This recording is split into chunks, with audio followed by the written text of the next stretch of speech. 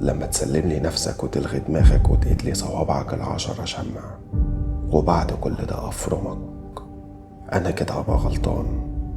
ولا أنت تستاهل تتفرم ويتداس على وشك 100 مرة؟ لأن بكل بساطة أنت اللي عايز كده. متابعين راديو جديد، مش كل الناس تستاهل التضحية، لأنهم هيعتبروا ده ضعف وهيطلعوا النقص اللي عندهم عليك. وبرضه مش كل الناس تستاهل إنك تمشي معاهم بمبدأ يلا نفسي، بس مفيش حد مهما كان هو مين يستاهل إنك تسلمه دماغك. الصح إنك تعمل اللي يريحك طالما مش هتأذي حد، وتراضي اللي حواليك من غير ما تيجي على نفسك.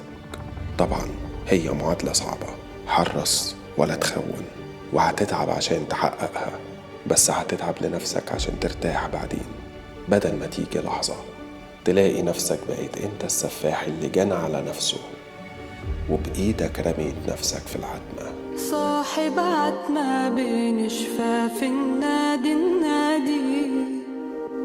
لا صوت ولا نور جوا الحيطان.